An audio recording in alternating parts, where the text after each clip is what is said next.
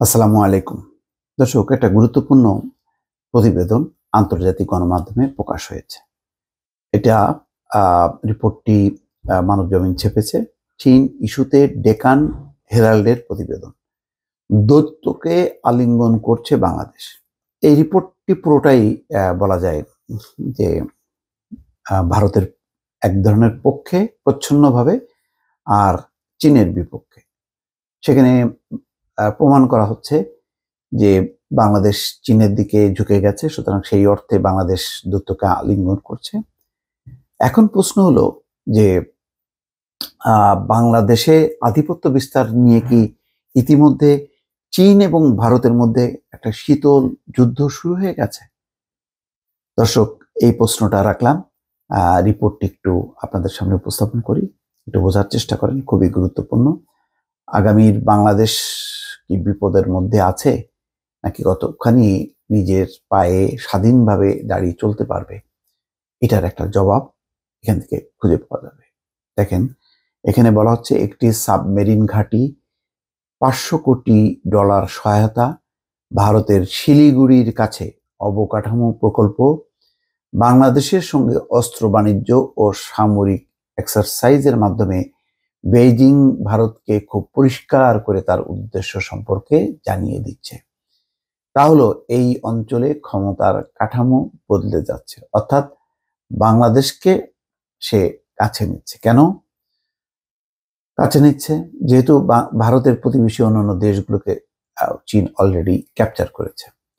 বৈশ্বিক ও আঞ্চলিক আধিপত্য বিস্তারের অংশ হিসেবে দক্ষিণ এশিয়া সহ বিশ্বের বেশ কিছু অঞ্চলে চীন তার এই অভিযান পরিচালনা করছে। সর্বাবস্থায় বন্ধু পাকিস্তান ছাড়াও শ্রীলঙ্কা, আফগানিস্তান, নেপাল, মালদ্বীপ ও ভুটানের দিকে সমন্বিত পদক্ষেপ নিয়েছে। তারা এখন বাংলাদেশের উপর আধিপত্য বিস্তারকেও শক্তিশালী করছে। এটি হচ্ছে বক্তব্য, পুরনো ইতিহাস দেয়া আছে। এখানে বলা হচ্ছে বিশ্বব্যাপী যে অস্ত্র বিক্রি করে বেইজিং, তার মধ্যে বাংলাদেশে বিক্রি করা হয় শতকরা 10%। হিউজ, মানে সংখ্যাটা অনেক বড়। শিলিগুড়ি করিডোর নেপাল ও বাংলাদেশকে পৃথক করেছে।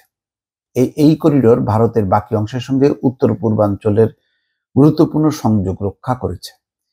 এই শিলিগুড়ি করিডোরের খুব কাছে তিস্তা নদীতে $100 কোটি ড্রেজিং প্রকল্পে চীন ঘোলা পানিতে মাছ শিকারের চেষ্টা করছে। 2017 সালে ভারতের সঙ্গে দোকলামে অবস্থানের পর চীন জামফেরি রিজে একটি সড়ক নির্মাণে অগ্রসর হয় এবং নির্মাণ করে। এটা শিলিগুড়ি করিডোর থেকে খুব বেশি দূরে নয়। Bangladesh belt and road initiative প্রকল্পে বেইজিং খরচ করেছে $400 কোটি। সামনের বছরগুলোতে তাদের কমপক্ষে মোট $5,000 কোটি খরচের পরিকল্পনা আছে। দুই দেশের মধ্যে 20 বছর আগে দ্বিপক্ষীয় বাণিজ্য $120 কোটি এবং তা বেড়ে হয়েছে $2,200 কোটি। এর মধ্য দিয়ে ভারতকে সরিয়ে বাংলাদেশের সবচেয়ে বড় বাণিজ্যিক অংশীদার হয়ে গেছে চীন। অন্যদিকে সবচেয়ে গুরুত্বপূর্ণ সেন্সিটিভ বিষয় হচ্ছে রিজার্ভ। সেই রিজার্ভ কমছে। এই অবস্থায় কে হেল্প করবে বা কে পাশে দাঁড়াবে? চীন। সেই ক্ষেত্রে বলা হচ্ছে বাংলাদেশের বৈদেশিক মুদ্রার রিজার্ভ কমছেই। মে মাসে তা $19 বিলিয়ন নিচে ছিল। এই অবস্থায় চীনের কাছে $500 কোটি ঋণ সহায়তা পাওয়ার চেষ্টা করছে ঢাকা। তাদের উদ্দেশ্য এটা দিয়ে কাঁচামাল কেনা এবং বাজেটে সাপোর্ট দেয়া। পছন্দের শতকরা 1 ভাগ সুদে ঢাকা যখন দীর্ঘমেয়াদী ঋণ চাইছে, তখন বেইজিং সুদের হার বাড়াতে চায়, আরো শর্ত দিতে চায়, যা তারা অন্য দেশগুলোর সঙ্গে করেছে।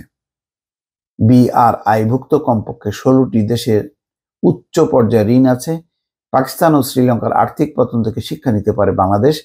বাংলাদেশকে এরই মধ্যে $300 কোটি ঋণ দিয়েছে চীন। মোট যে ঋণ আছে বাংলাদেশে, তার মধ্যে এই ঋণ শতকরা 10 ভাগ। চীনের আরেকটি দুঃসাহসী প্রকল্প হচ্ছে কক্সবাজারের পেকুয়ায় বিএনএস শেখ হাসিনা সাবমেরিন ঘাঁটি। এটি এবছর মার্চে উদ্বোধন করা হয়েছে। এটি নির্মাণে চীনের $121 কোটি তহবিল ব্যবহার করেছে। এখানে একসঙ্গে 6টি সাবমেরিন ও 8টি যুদ্ধজাহাজ নোঙর করতে পারে। 2016 সালের দিকে চীনের কাছ থেকে 20,50,00,000 দুটি মিং শ্রেণীর সাবমেরিন কেনে বাংলাদেশ। বাংলাদেশের এই চয়েস ছিল বিস্ময়কর, কারণ মিং শ্রেণীর সাবমেরিন 2003 সালের এপ্রিলে যান্ত্রিক ত্রুটির কারণে ভয়াবহ এক দুর্ঘটনার শিকার হয়। এতে থাকা 70 নৌসেনার সবাই নিহত হয়। যাই হোক, এখানে বলা হচ্ছে যে অন্য দেশের আভ্যন্তরীণ বিষয়ে তারা হস্তক্ষেপ করে না। এটা বলা সত্ত্বেও যেসব দেশে তাদের কাছ থেকে ঋণ নিয়েছে তাদেরকে বাধ্য করা চীনের একটা আর্টে অর্থাৎ শিল্পে পরিণত হয়েছে। তো এইভাবেই হচ্ছে লাস্ট কথাটা হলো যে ঢাকাকে আরো গভীরে টেনে নিতে বেইজিং এর প্রচেষ্টাকে নয়াদিল্লি কিভাবে প্রতিহত করে সেটাই এখন দেখার বিষয়। অলরেডি ভারতের পররাষ্ট্র সচিব দৌড়ে এসছেন বাংলাদেশে, তারাও বলছেন তিস্তায় তারা ইনভেস্ট করবে। মোট কথা, ভারত আপ্রাণভাবে চেষ্টা করছে, আর চীন বলছে যে আমরা সব দেব, কিন্তু আমাদের এই প্রকল্পগুলো দিতে হবে। তো ফলে বোঝাই যাচ্ছে যে বাংলাদেশকে ঘিরে বা বাংলাদেশে আধিপত্য বিস্তারকে কেন্দ্র করে চীন এবং ভারতের মধ্যে একটা শীতল যুদ্ধের মধ্যে পড়ে গেছে বাংলাদেশ। সেই বাংলাদেশ কিভাবে উদ্ধার পাবে, কিভাবে নিজের পায়ে দাঁড়িয়ে এই সমস্ত পরিস্থিতিগুলি মোকাবেলা করতে পারবে, সেটি এখন বড় চ্যালেঞ্জ। দর্শক, ভালো থাকবেন। আল্লাহ হাফেজ।